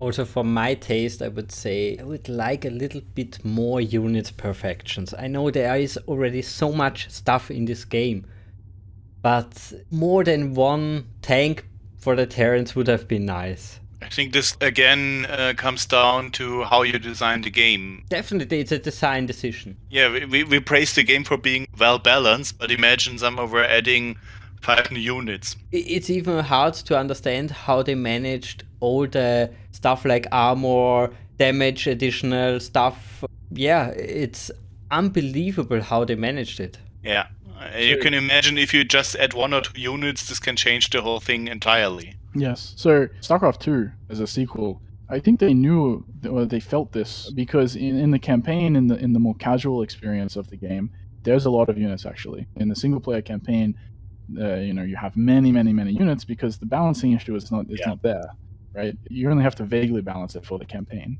right? It's not a competitive thing. So it was even up to the point where you can select which kind of units you will have at your disposal in a certain mission, which can totally change the outcome or the difficulty of the mission. Exactly. There's a lot of units in the StarCraft 2 campaign, so I think they understood that and they knew about it when they were designing StarCraft 2. They gave you a lot of choice, a lot of fun units you can play with in the campaign there. And as a matter of fact, the rebalancing was actually rather heavy. They introduced new units at some point to the multiplayer as well, and also change certain aspects about what your starting situation is, and this changes the game experience entirely. For example, that you have a more or less fully built base in the beginning, so these things really matter. Yes. And something we haven't really talked about yet is how fast-paced the game actually is. I must say I've never really played online StarCraft 1 but 2, but I think this goes for 1 as well. You can have action in the first few minutes. There are a lot of real-time strategy games where you have at least 5 minutes or maybe even 10 minutes before the actual action starts. And in this game it can happen really early on, and you can make a lot of mistakes even in the first 3 minutes. And the good thing is also here that the game is never slowing down in the network kind of sense or performance sense. Yes. If you look at other games, well, if you have 100 units or maybe 150, it already slows down. And it doesn't matter what PC you have. Yeah, that is another thing that should be said as well. Certainly in StarCraft Brood War and even in StarCraft 2, you can play these games on a pretty bad computer. They really put in a good, solid effort for optimizing the game so you can play it on a wide range of computer specifications. It's really good stuff. It's really, really good. On that note, also, I think it was really ahead of its time that they introduced something like the BattleNet. I would like this in Armada or in Command & Conquer General. It's such a nice feature. What would you be missing? A continued support is the most important thing, and this kind of friend system, chat system, lobby system. Of course, all these older games had this in a kind of sense, but the whole package was really nice done. Yeah, this is actually a really, really important point for the history of the game and everything. BattleNet, I think it came out with Diablo 1, but it was supported natively, I think, out of the box the moment StarCraft Brood War or StarCraft 1 was released. This was a place where all the stuff happened, right? I mean, I think the Blizzard forums existed as well, maybe at this point, but the actual BattleNet chat rooms and all of that, this is where all the stuff happened. This is where the community kind of existed. You know, they had different channels that you could join, and you could create your own channels, so almost an unlimited number of channels. And these channels formed their own cultures and communities, and this is where all the stuff happened. Like, really all the stuff. And I could talk a very long time about, the history here, but, there were specific channels for specific clans or specific groups of people or specific communities focused on playing specific types of maps or specific levels of maps or channels for people who are at specific levels of melee play, specific skill levels. There was all sorts of channels for all sorts of things, and this lasted for a very, very long time. I think at least 10 years, probably even more than 10 years actually, maybe closer to 15 or even more. And those channels were active, and that's where I spent a lot of my time, and I think that's where a lot of people who were playing at that time spent a lot of their time. I didn't have AIM or this other stuff. This was kind of my social network in the early days before, MySpace and Facebook and all of that stuff. This is where it was, right? Because at the time, my friends also played StarCraft, and so, after school and stuff, we'll get on and we can kind of virtually hang out there. This was the space, right? This was where the things were happening. And you don't really see that anymore because it's been outsourced to places like forums and Discord and Reddit and things like that. But yeah, I think for a lot of people, many people, BattleNet was the introduction to, hey, the internet can be a social thing. You can hang out with your friends there, and you can even do fun things together, like you can make maps or you can even play them. This was really revolutionary for me because until then, using a computer or playing a computer was a really kind of isolating thing. You just do it by yourself. But with BattleNet and the community and everything like that, now all of a sudden it's totally a different game. It's totally a different thing. It's a really social thing. You're interacting with your friends, and it's an intelligent move, actually. As you pointed out, the other games also had communities, but they were hanging out at different places. Like you said, forums mostly back then. Maybe chat clients getting more and more popular, but it was not tied to the game itself, so to say. And it makes sense for a game company to create a place where people can hang out because, again, it gives you more incentive to be connected. Maybe not just because of the game, but because of, as you said, the friends you met there, people you want to stay connected to. Yeah, basically create a community and not, here's a chat, use it. And actually, I have a really interesting thing about this as well for the website, for bounding.net. Before Facebook and before MySpace, when you had a bunch of friends on BattleNet, if you created a map, and this was actually very prevalent in the bounding community, the bound map community, the rhythm puzzle games, if you had a map, if you made a map, you would actually include references to all of your friends in the map. So what you would do is you would create some area on the map, you create a little square, and then you put a bunch of units in it, but then you rename the units to be the names of your friends. And this was actually a very common practice, and actually almost everybody did this. And so it's really interesting because you can see, well, this map was made by this person, and then you can see at the date at which it was made and who all their friends were. Of course, people had like preferred units that they wanted to be in other people's maps. And so you can kind of tell who the real friends are based on what units they get. Because like some of the units were, obviously much more popular and cooler than the other ones. And with Bounding.net, I can actually take all of this, and I think I can probably generate kind of a graph, like a social network graph of who all the people were and who their friends were. And I could even do that over time and see how the kind of various friend groups evolved and kind of changed over time. I haven't done that just yet, but that is something I look to be implementing in the near future. And I think it'll be pretty interesting, and I know a lot of people in the community can kind of remember various things, and so it should be pretty easy to see some really interesting stuff there. I'm looking forward to that future. I gotta say, I like the way you think, because it's really interesting. It's going beyond just, well, let's put some maps onto a website. It's a lot more. Yeah, I really want to hammer on this point as well, right? There was a lot of stuff happening, especially in the early 2000s. These people they're being really creative, they're really working hard, really making really good stuff. But there's just a lot of people, there's a big community, right? And the details of that are in the maps somewhere. You just have to extract it. I think there's a lot of interesting stories. Exactly, it's exactly like this kind of archaeology. The details just have to be extracted somehow. The information is there, you just have to kind of get it out of the maps. That's also a kind of con for me. It's really hard to find informations about what is the latest patch of the game, where can I download maps. I know it's out there. You mentioned so many stuff already, but just by Googling, you can't find it. It's really hard. Most of the time you search for StarCraft. Oh, you of course mean StarCraft 2, not StarCraft 1. Yeah. You don't want to look for that. Well, it's kind of convenienced away, so to say. You can take your valid StarCraft 1 CD key and add it to your current Battle.net account and download the game just as you would with StarCraft 2. You don't have to do anything. It's again one of those things that come with platforms like GOG or Steam that do a lot of work for you, where you don't have to think about it. Today, most players, I believe, would not bother to look up patches. They would just hammer their key into the Battle.net, add it to their account and be done with it and download the game and play it. Yeah, exactly. With StarCraft Remastered, it's really kind of transformed more into a modern game. There's only one version of the game. I don't even know what version the game is currently on. It's on some patch number that I couldn't possibly remember because it's got a million digits in it. But I just know that if I use the Blizzard launcher, then I will have the latest version kind of automatically, and most of the stuff is automatically done by me. The game's even free now, of course. You only have to pay money if you want to get the kind of widescreen resolution and the remastered graphics. If you're looking to get into the community, then I would recommend you check out the kind of Reddit communities as a starting point, or even just go into StarCraft, play games online, and then talk to people. I think that's probably maybe the most direct way. I will totally do that. It's a world hidden from me, basically. I played the whole story 2 times, but I never really got beyond that.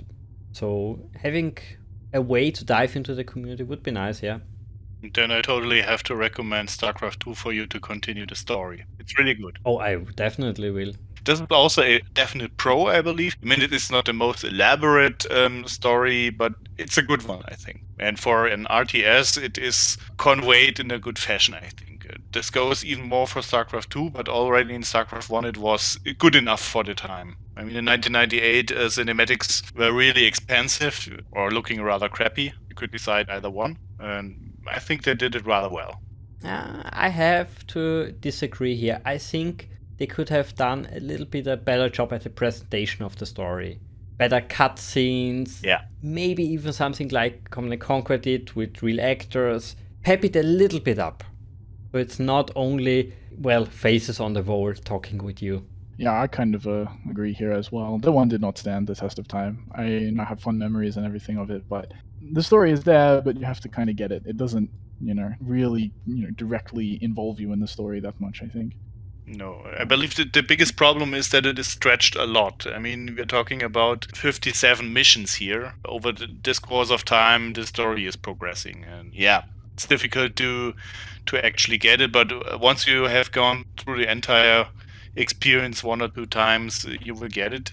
But it could have been presented a little bit better. And StarCraft 2 is doing this a lot better. What on the story side is also really amazing is the manual.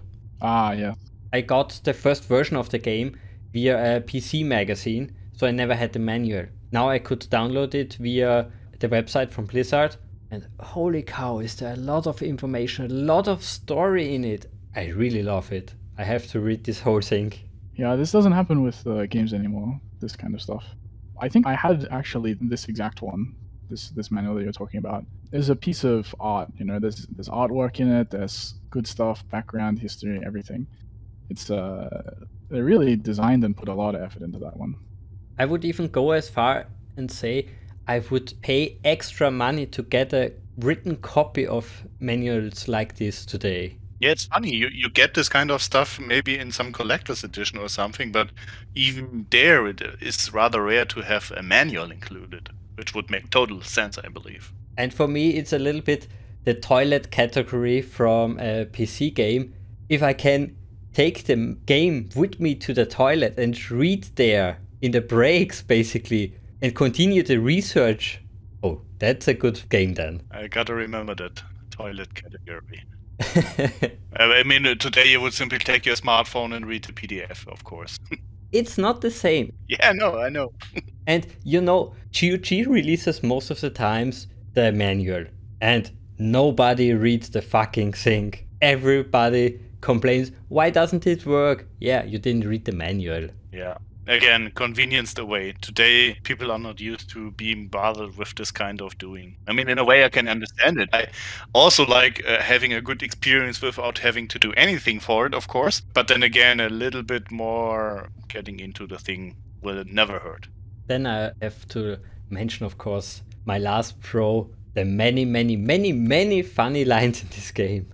They included for every unit so many different voice lines. It's mind-blowing. I'm not sure, does this also go for StarCraft 1 when you click a certain unit a lot? Yeah, there is a special line, yeah. Yeah, they really outdid themselves with that one.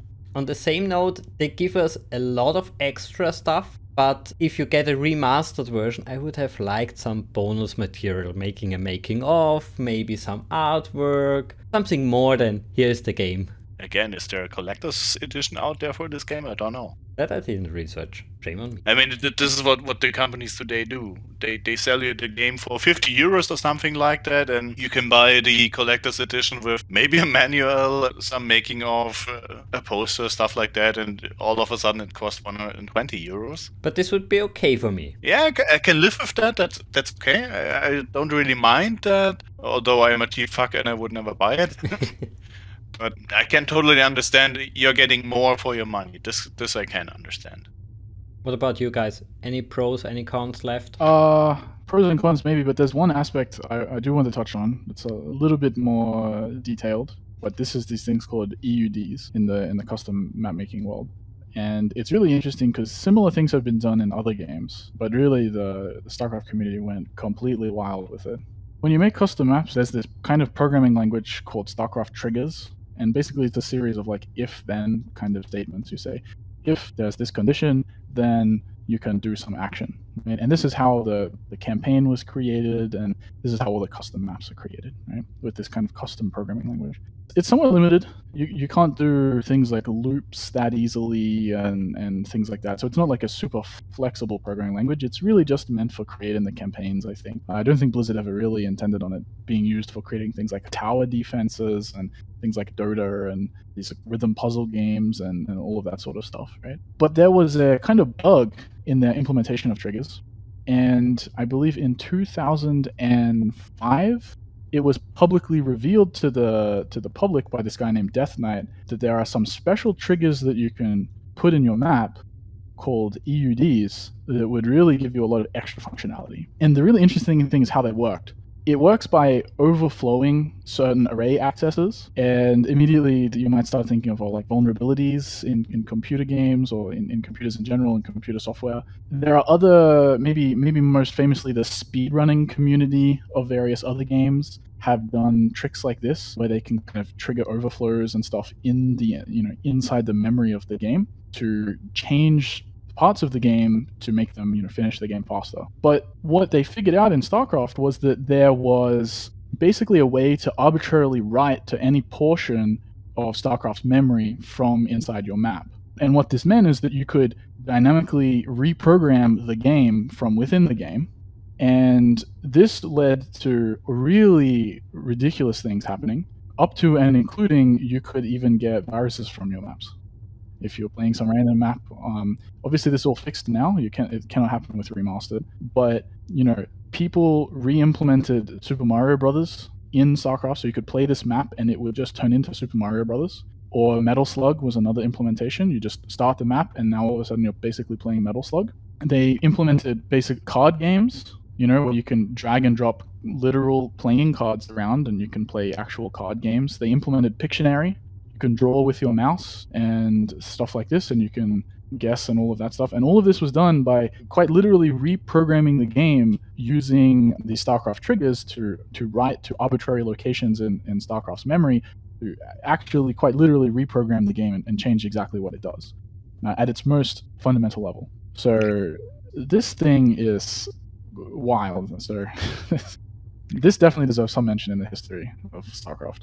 Definitely, I would also say it's really, really unique that there is a game out there which you can mod by mapping it. It also answers the question for me why I could never find any mod collection on the internet.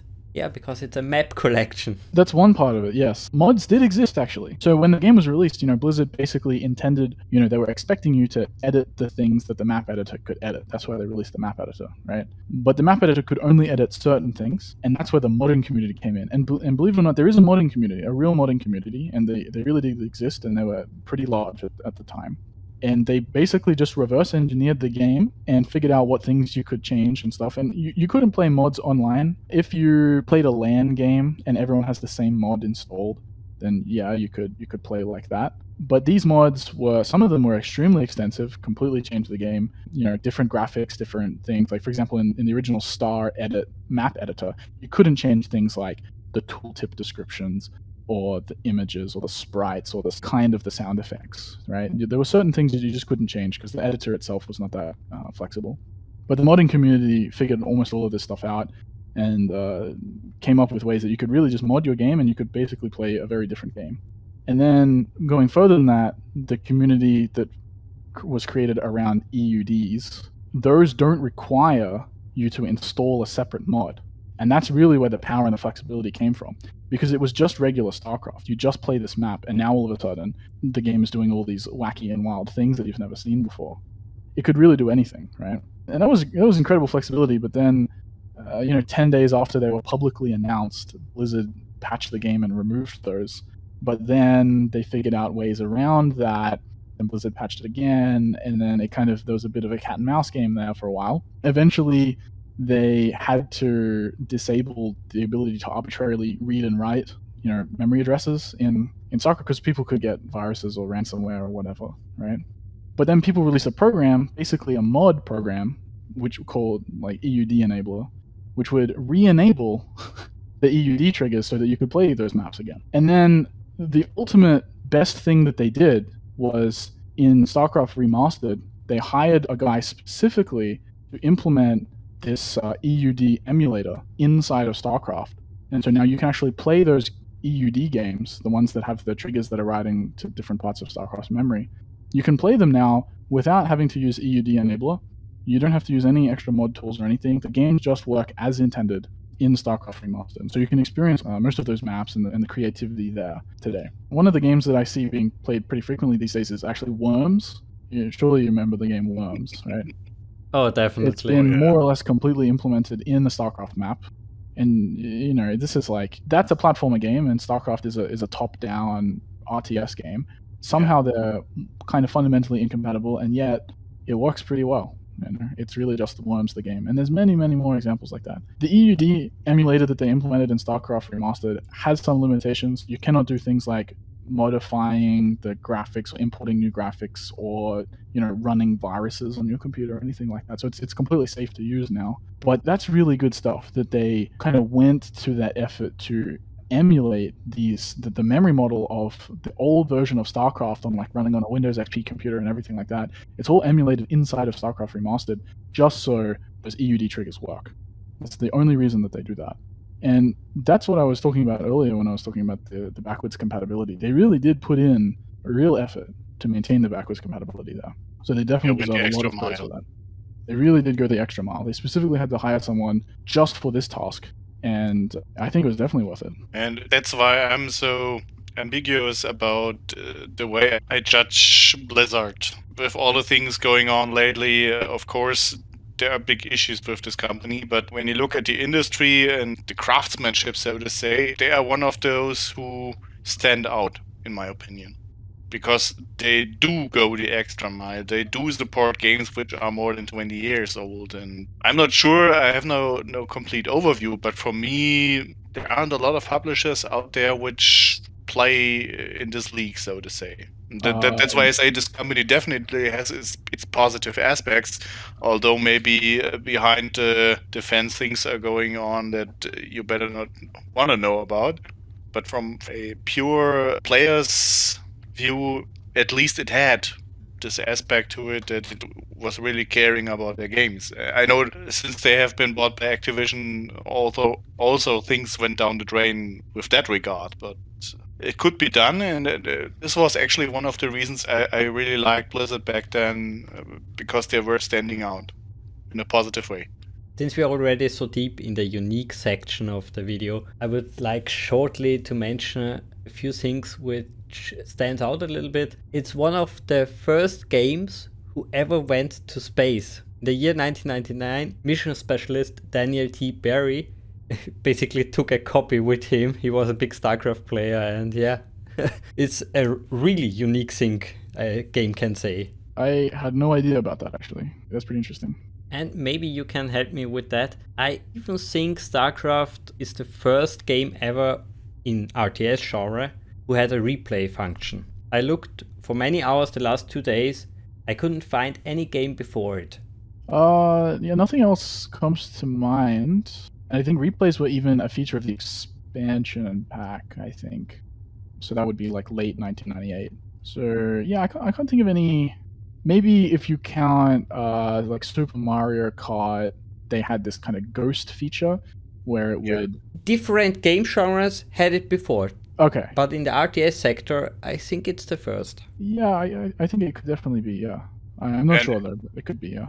In general, it's probably also a reaction to how the game became an esports title. I mean, there are many types of sports, or probably most sports, where you look up how did I perform, where did I go wrong, where did I go right, and what did my opponent do wrong, what did my opponent do right. And without replays, especially on a computer game, it's impossible. Not impossible yet, but you would have to be a real genius to memorize all that happened. And even then, you will probably not see all of the things that are important, because you have no idea what the guy did where you didn't have line of sight, for example. And you have to say, back then you couldn't just record your gameplay. Yeah. There wasn't any tool. Yeah, I think replays were an integral part of the competitive experience. It's the only way you can learn from, games that you played. And I think even today, many games lack this in the sense of either they are not doing this altogether, or they do it in a fashion that, in my opinion, isn't working very well. Yeah, especially as content creator, I love if I can't do anything other than watch the gameplay. I want to maybe jump around on the timeline, make it faster, make it slower. Yeah, sometimes I can just play the play button. Or watch it from different views, for example. This is something, I must admit, I never really looked at replays for StarCraft 1, but for StarCraft 2 I found it really enlightening to see what my opponent saw. Yeah, having the view from your opponent, that's also always good. Yeah. So that they can see, why didn't he react to that? Well, because he couldn't see it. Quite literally, he didn't see it. Or he was distracted. Having the view shown what the player was looking at this very moment is also very interesting sometimes. Because even from that you can learn what is another player focusing on. Why is he never looking at this specific spot of the map? I find it very important. He never looks at this. Why? Okay, I would say let's move slowly to a close. So maybe just a few sentences about what could a sequel do better. This is one of the rare games where I can't say much. It's so well done. Of course, there are some graphical aspects they could do better. We mentioned the story presentation could be also be much better, but okay, it's not the core aspect of the game.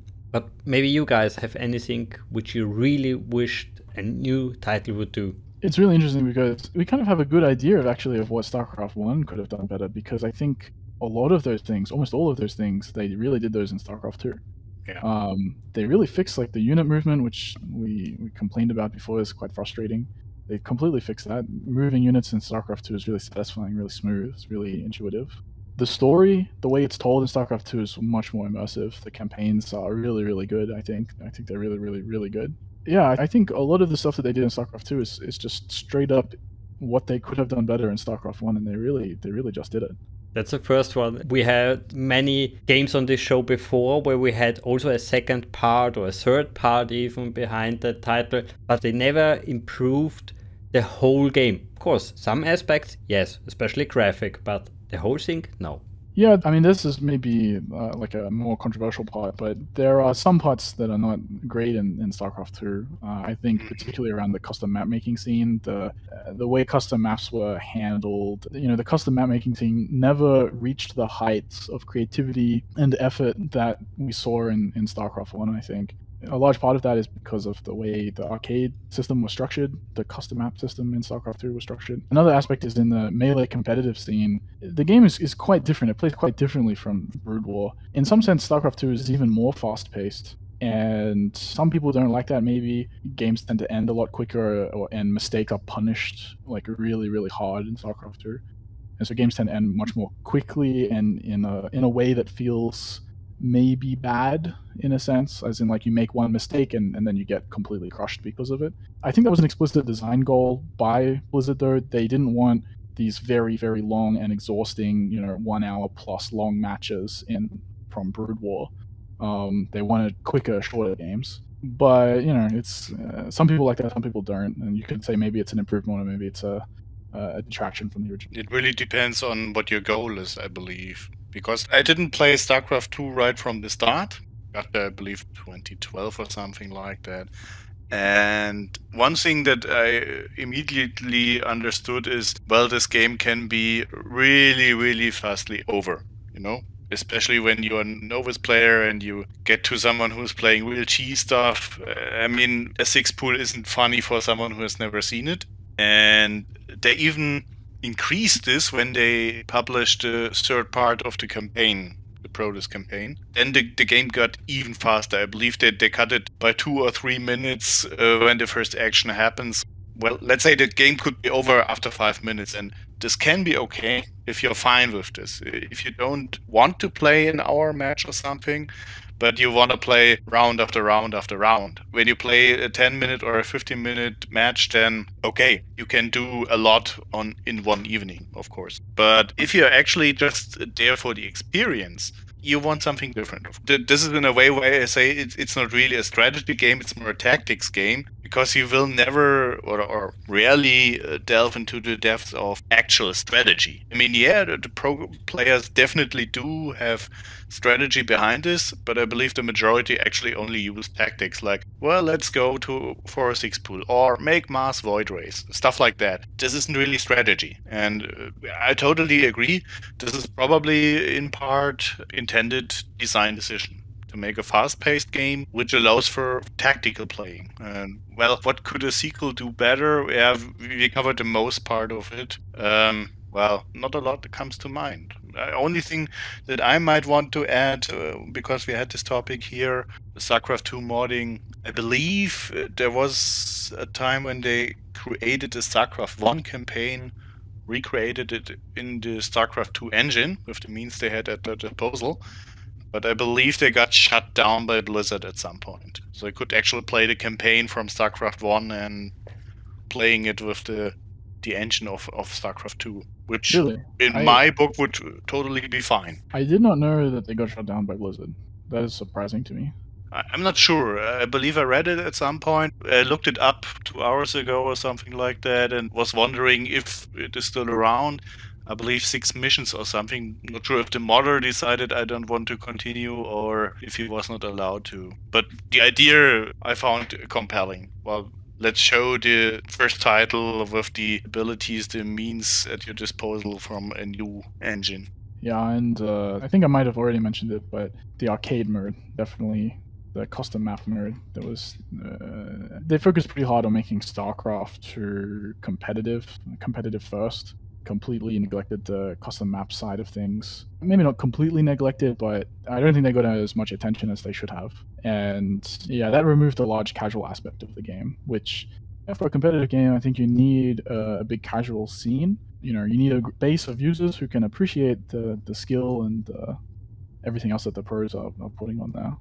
That's one other thing that, I don't know, maybe a sequel could do better, you know, more custom map support.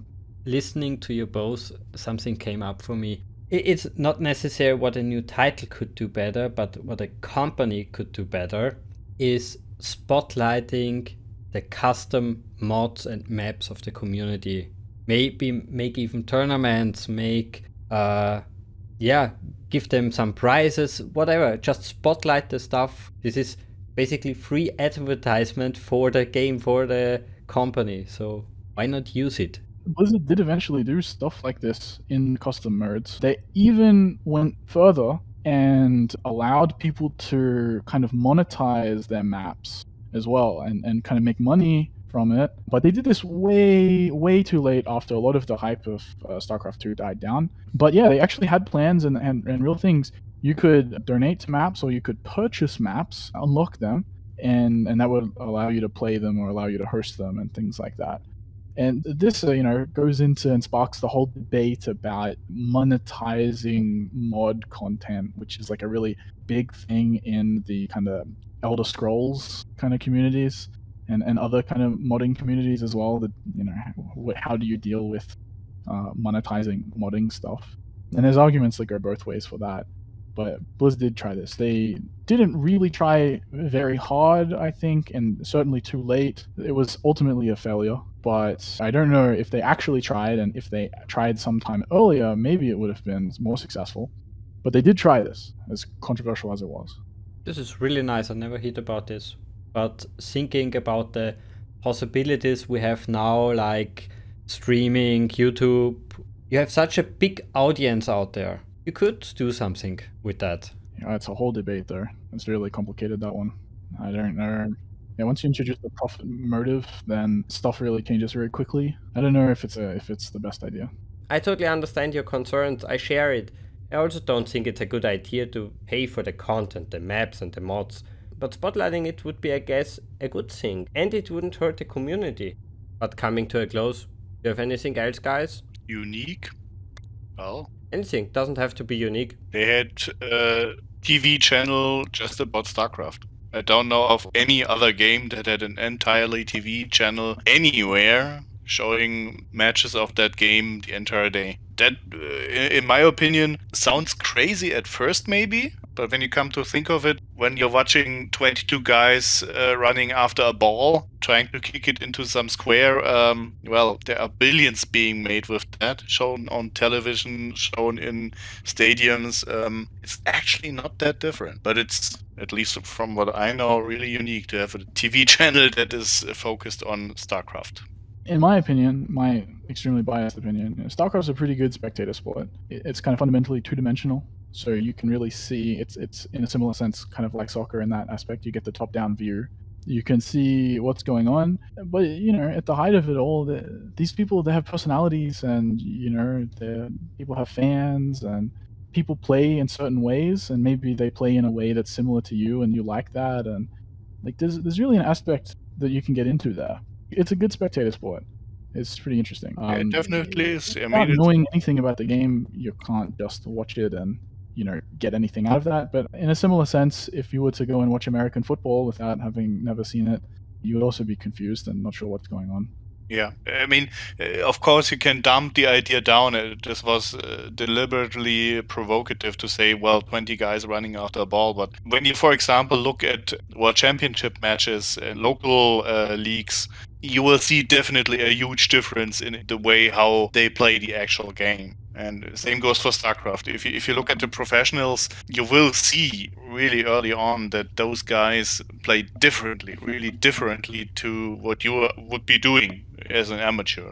You may get the same fun out of it if you play it yourself. As a matter of fact, I'm one of those guys who think doing it yourself is even more interesting than watching it. But if you're really into doing it yourself, then you will probably also enjoy watching it. And you will see the nuances, you will see the details. And it's like any other sport, basically. If you're really interested in it, then you will see what's going on. Okay, guys. Anything more? I guess I'm out of thoughts right now. There's still a lot more that I can talk about. I have, more detailed history. I can talk about certain events that happened at certain points in time, but it's going to be hours and hours and hours of stuff. And it's getting progressively more and more detailed and probably harder to follow as well. So I guess that's true.